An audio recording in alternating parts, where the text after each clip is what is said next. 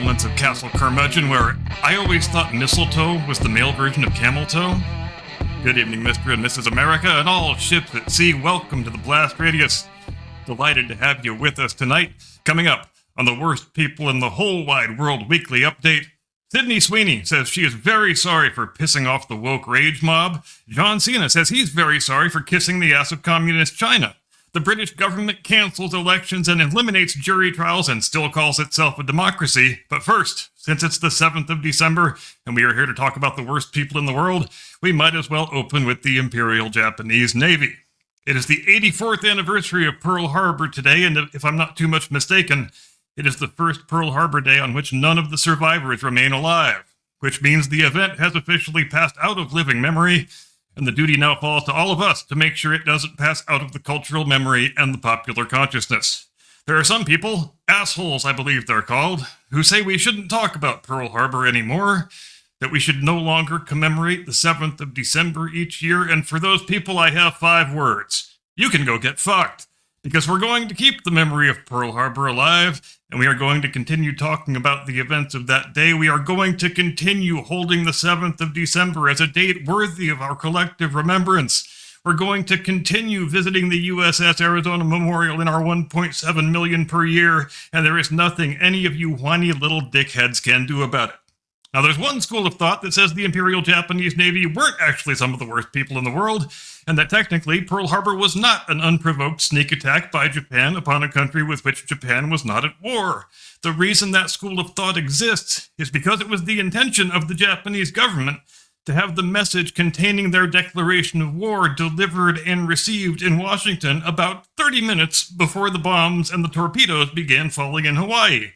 But in the actual event, that never happened. The transmission was transmitted and received later than intended, and since it was a Sunday morning, it took a bit of additional time for the War Department to locate a Japanese-speaking translator who was capable of interpreting the contents of the message, which meant, as a practical matter, the declaration of war was received and understood only several hours after the news was received that the Japanese aircraft were attacking our Pacific Fleet in its home port. So yes, it very much was a sneak attack upon a non-combatant nation. But it's not a trifling matter, and nobody understood that reality better than Admiral Yamamoto himself, who understood the character of the American people far better than his colleagues in the Japanese Admiralty did, having lived here for many years and traveled extensively throughout the United States. Admiral Yamamoto knew full well that even if the declaration had been delivered and translated before the initiation of hostilities, as was intended, that the Pearl Harbor attack would be seen by the American people as a dastardly and underhanded act, and that our righteous fury would be commensurate with that reality. The last thing Japan wanted was to fight a full-on war of annihilation against the United States. The point of the Pearl Harbor attack was to strike a sufficiently heavy blow that it would take our Navy at least 6 months to recover from it, during which time Japan would have a free hand to grab all the Pacific territories they wanted to grab and to consolidate their gains, and hopefully at that point the Americans would then opt to sue for peace. But Yamamoto knew that declaring war on the morning of the attack would eliminate any possibility of the Americans being amenable to any peaceful settlement, if indeed any such possibility existed at all, which it almost certainly did not. Yamamoto never actually uttered the famous apocryphal quote that is often attributed to him, "I fear we have awakened a sleeping giant and filled him with a terrible resolve," but his private thoughts probably weren't too far off from that, and moreover, he didn't entirely disagree with our assessment of the moral calumny of the act the Japanese had undertaken. He thought it was a rather shameful thing to be attacking an adversary that hadn't been advised of your hostile intent, or was advised with only 30 minutes to spare and didn't have a fair chance to defend himself. He didn't think that was a very honorable way to be waging war, and he wasn't wrong. But alas, he was just the commander of the task force and the architect of the operation, and the diplomatic decisions were being made well above his pay grade. And aside from all that, for as much as the Pearl Harbor attack was a brilliant and history-making tactical achievement, it was a strategic blunder of the highest degree. For as much as it was a triumph of intelligence gathering, it was also a failure of intelligence gathering. And let's quickly take a moment to deal with some of the other worst people in the whole wide world, those being the unscrupulous conspiracy cranks who have spent the last 84 years trying to sell books and get themselves rich by spinning fanciful bullshit theories about how President Franklin Roosevelt or somebody else in the American government or military had specific foreknowledge of the Pearl Harbor operation and chose to let it happen. If there is any aspect of December 7th that doesn't warrant any further attention or discussion by anyone, it is that one. Were there tactical and intelligence failures on the American side that resulted in the attack being more successful and more devastating than it might otherwise have been? Well, of course there were. War is like that sometimes. But a series of blunders does not foreknowledge make. Did Roosevelt want us to get into the war? Of course he did. But it was the European war that he wanted to get us into. He didn't really care about what was going on in the Far East as long as Japan didn't directly attack us or any of our territories. Japan started annexing various parts of China as early as 1937, and China was our ally. But we didn't care enough to stop selling crude oil to the Japanese. We didn't care enough to start a Lend-Lease agreement with China like the one that we had with the British. All we did for China was to allow some civilian fighter pilots to go over there and help out their Air Force. Here's looking at you, Pappy Boyington. As long as they didn't attack Hawaii or the Philippines, Roosevelt would have been more than happy to let Japan do pretty much anything it wanted. We weren't about to proactively go to war over some British or Dutch or French possessions. In the actual event, Hitler gave Roosevelt exactly what he wanted when he declared war on us for reasons that remain not entirely clear. On the 8th of December, 1941, the day after Pearl Harbor, he didn't have any treaty obligations with Japan that required him to do that. He just did it, apparently out of sheer hubris and stupidity. And even though Japan had directly attacked us and Germany hadn't, what strategic plan did we decide on? We decided to focus on defeating Germany first and Japan second. Would we have done that if we were so desperate for war with Japan that we intentionally let them attack us and kill thousands of our men? No, we would not. And that's why every Pearl Harbor foreknowledge conspiracy theory is sheer idiocy that warrants no serious rebuttal from any serious person. In the event, though, Japan did attack Hawaii, and they attacked the Philippines immediately afterward. The reason we were caught so off guard by the Pearl Harbor operation had to do more than anything else with the fact that very few people thought it was possible to send an entire carrier task group 4,000 miles across the North Pacific totally undetected and launch a successful air attack upon the Hawaiian Islands. And I know what the standard counterpoint is to this. I know some of you are thinking it right now. You're thinking, wait a second. But the British staged a successful carrier-based attack on the Italian fleet in their home port of Taranto in November 1940, a year before Pearl Harbor. Well, what's the difference between the two? The difference is that the Mediterranean is a hell of a lot smaller than the Pacific, and going 500 miles undetected is way different than going 4,000. That British carrier group was able to conduct that whole operation on one load of fuel. The Japanese carrier group, on the other hand, in addition to the cruisers and the destroyers that you need to bring with you for defensive screening, you also have to bring a whole shitload of oil tankers in order to keep all of those vessels fueled while you were traversing the entire goddamn Pacific Ocean there and back.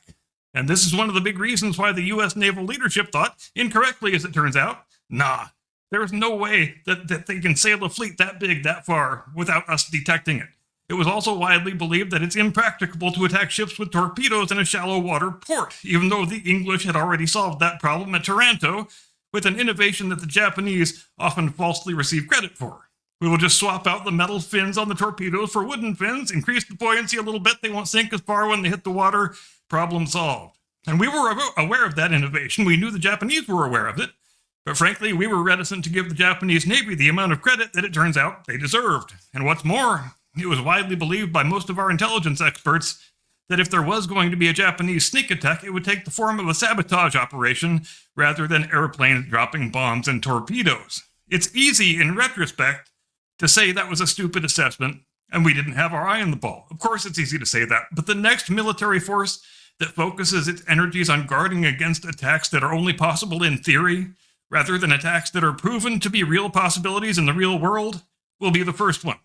On the Japanese side, their intelligence and espionage services did a great job, up to a point.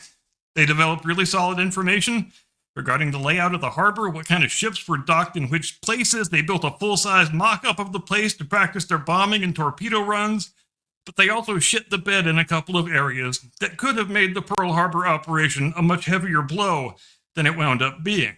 First, they didn't have up-to-the-minute intelligence on whether our aircraft carriers were in port on the morning of the attack. As it turns out, they were not. And this is what makes Pearl Harbor as much of a strategic blunder as it was a tactical triumph, because all of the ships they sunk and heavily damaged or First World War era dreadnought battleships that wouldn't have played a very big part in the war anyway. The very fact that you can use carrier-based aircraft to inflict heavy damage on an enemy fleet in its home port is conclusive evidence by itself that battleships and their big guns are no longer relevant in naval combat. In other words, the fact that you can sink a battleship in that manner proves that battleships no longer matter. And that was borne out during the 3.5 years of naval combat that followed in the Pacific theater, when the total number of engagements in which Japanese and American battleships fired their guns at each other was 0.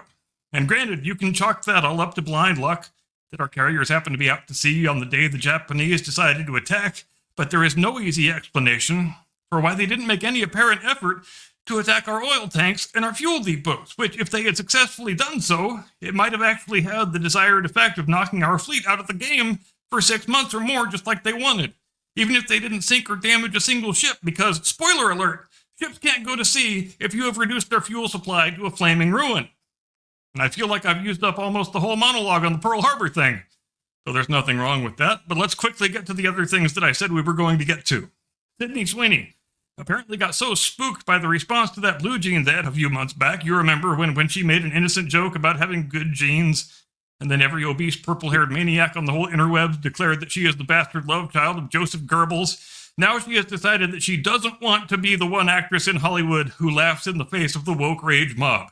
She wants to return to the loving embrace of being a member in good standing of the Identity Politics Club, where you're allowed to be a hot, big-titted blonde woman, but you have to pretend that you're ashamed of being a big-titted blonde woman. And that's too bad. We had one Hollywood actress who looked like she might be willing to go off the reservation and to thumb her nose at the forces of woke fascism, but she got cowed right back into conformity and self-loathing. Nevertheless, we wish her and her magnificent breasts the best of luck in their future endeavors. Meanwhile, John Cena, whose final wrestling match is coming up next Saturday night, says he regrets that ridiculous groveling Mandarin language apology video he made a few years back when he committed the grievous transgression of calling Taiwan a country. And then the Chi-Coms got very mad and yelled at him a lot, so he immediately made a "oh, me so sorry" hostage video, because God forbid we piss off the Chi-Coms. You know what a good way of avoiding that mistake in the future is, John? How about never apologize to freaking communists, just as a general rule of thumb? Do we care if the Chi-Coms get their knickers in a twist over the words we use to refer to Taiwan? No, we don't. And how do you say "you can't see me" in Mandarin? But I bet John Cena already knew that. And finally, it's time to check in with our very good friends across the pond in the jolly old Islamic Republic of Britannistan, where those principled guardians of democratic self-government, Sir Keir and the Stormtroopers, seem to be letting the mask slip just a little bit more each week. First, they postponed all of next year's local council elections until 2028, and they didn't really offer an official reason, because we all know what the real reason is, but they can't say that out loud. It's because their polling numbers are down the toilet. They know they're going to lose. They know they're going to lose badly, and the only way they can cling to power is by not letting the people vote. Next, they announced that they are abolishing jury trials for all but the most serious offenses, reversing a precedent that's existed since King John signed the goddamn Magna Carta in the year 1200. Why are they doing that? Well, because they can. Now, from here forward, some woke Labour Party apparatchik is going to be your sole judge, jury, and executioner, so best of luck, Mr. and Mrs. Britain. You know, if I didn't know better, I might almost conclude that a written constitution is more important than our British friends have ever been willing to concede. For my whole life, I've been listening to them say, "Oh, you silly Americans with your written charter and your Bill of Rights. We don't need such things in the United Kingdom, dear boy. We have got 1,000 years of precedent and tradition and common law on our side." Which is all well and good, unless and until you wind up with a government that doesn't give a damn about any of that tradition and precedent and common law, and then you might find yourself desperately wishing that you had a written charter and a Bill of Rights, just like the silly Americans do. And speaking of England, if you came here looking for an Ashes update, I'm not ready to talk about it yet, except to say those dirty kangaroo fucking convicts have won again, and it wasn't close again. And with that, I think I'm just about done here. This has been the WPWWWWU for the 7th of December 2025. Remember Pearl Harbor always. And remember also the feeling of peace and security that accompanies me conveying you into the custody of my distinguished colleague, your illustrious co-host, the one and only, your friend and mine, Mr. Caucasian Sasquatch.